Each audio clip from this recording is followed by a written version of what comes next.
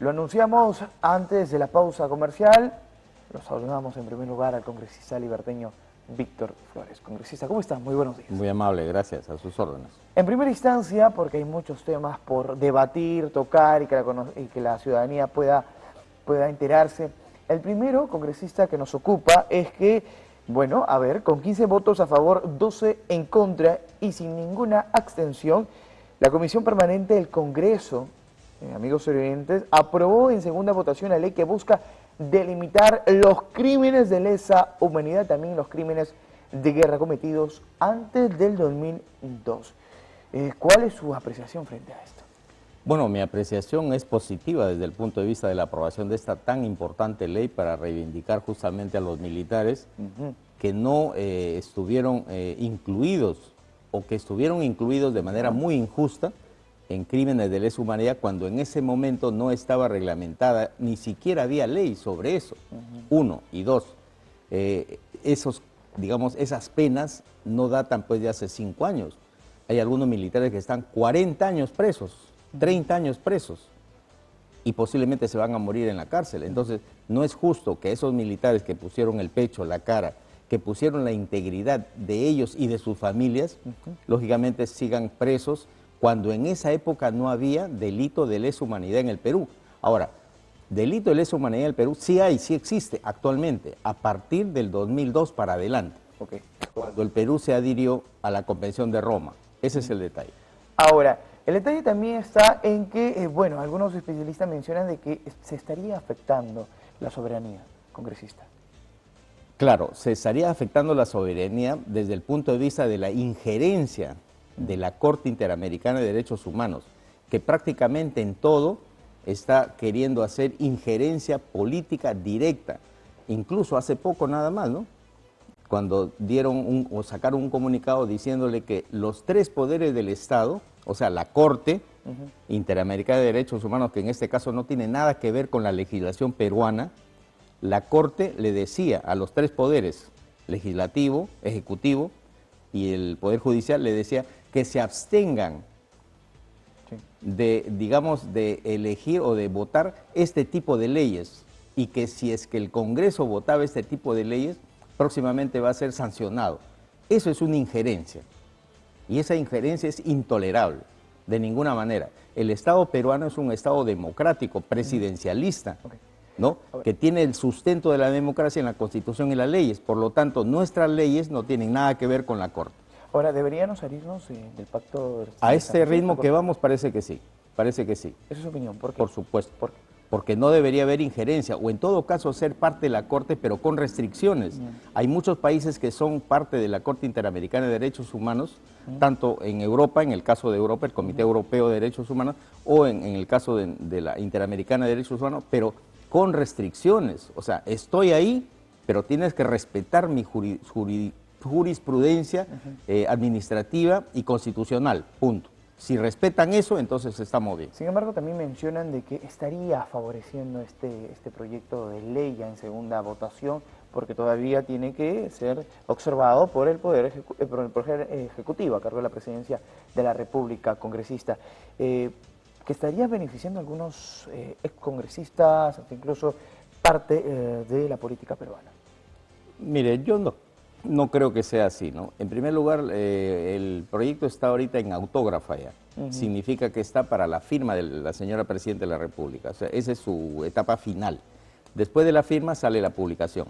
Pero justamente hoy día o ayer me parece que he leído un comunicado de del primer ministro, ¿no?, y también del presidente del Congreso, donde dicen ellos taxativamente que tienen que respetarse la Constitución y los derechos de nuestras leyes peruanas.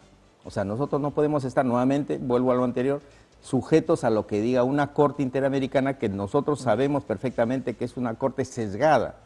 A los países que no son de la órbita socialista les apoya. Al contrario, que son de la órbita socialista les apoya. Y a los que no son simplemente le da la contra en todo, y eso no puede ser posible. Ahora, va también esta pregunta que quería realizarle. ¿Usted está a favor o en contra de la pena de muerte? Porque también forma parte de este pacto de San José. Bueno, pero eso ya es Claro, otro dilema, Por otra eso quería- disquisición, o sea, ya no es lo mismo, ¿no? Claro, efectivamente, pero sí. Mi percepción es que no debería haber pena de muerte, porque nosotros no somos dueños de la vida de la gente.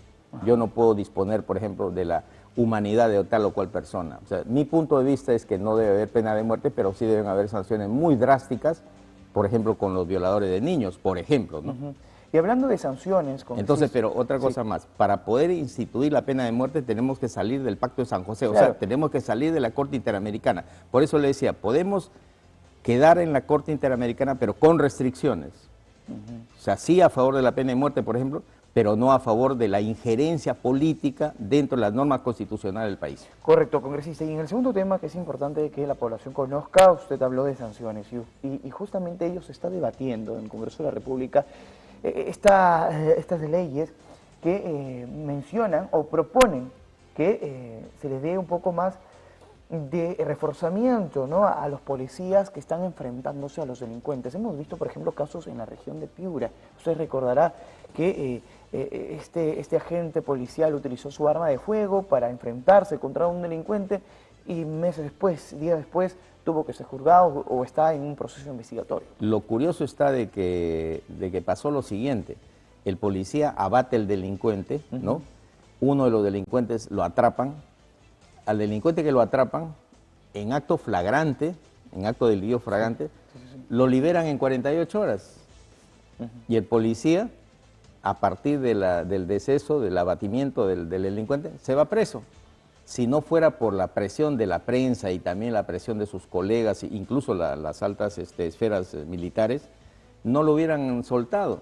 Entonces, por ahí ve el asunto. El policía puede estar, como yo digo, y tengo un proyecto de ley sobre eso justamente. Mi proyecto de ley es que los policías que en uso constitucional de su arma de reglamento abaten a un delincuente, justamente no puedan ser ni dictados con prisión preventiva ni detención preliminar, de ninguna manera.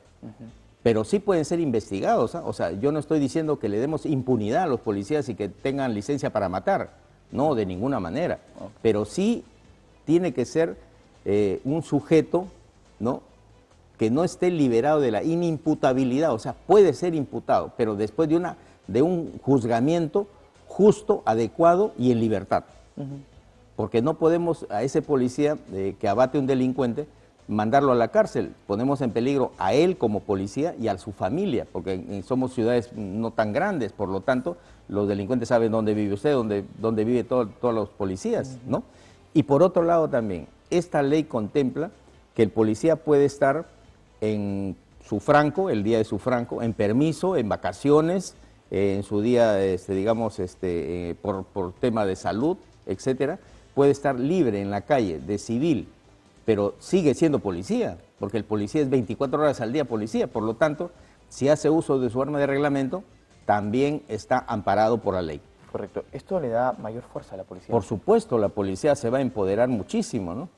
Así es. Correcto. ¿Y en qué etapa se encuentra? Está ya dictaminado por la Comisión de Justicia, en este momento está por entrar al Pleno. Esperemos que en la próxima legislatura se apruebe. Correcto, congresista. Y finalmente, bueno, el día de ayer, estuvo una colega suya, la congresista Mari Carmen Alba, le consultamos aquí en la ciudad de Trujillo sobre la desaprobación que tiene el Congreso de la República. Ella mencionó de que el Congreso siempre será mal visto, ¿no? ¿Cuál es su opinión frente a esto? Mire, sobre la desaprobación que se mi tiene, opinión es la siguiente, y creo voy a empezar la idea desde el punto de vista de que no podemos generalizar.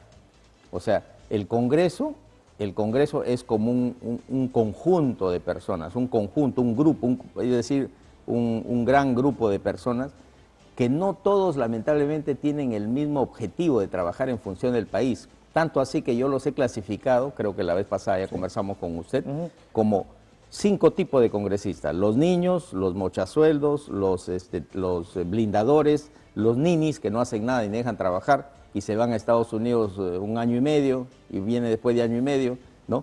Y finalmente los trabajadores, los que sí trabajan. Y los que sí trabajan lamentablemente son 1/5 del total. Y ese 1/5 del total, con toda la responsabilidad y seriedad del caso, sí trabaja por el país. Este país está caminando justamente en función de lo que ese 1/5 de congresistas, responsables, serios, trabajadores, están haciendo en favor del país. Correcto, congresista. Vamos corriendo contra el tiempo porque nos cae en la realidad. Una chiquita nada más. ¿Usted cree en la reelección? ¿Confía que podría haber nuevos cuadros? Mi proyecto de ley también es de la reelección.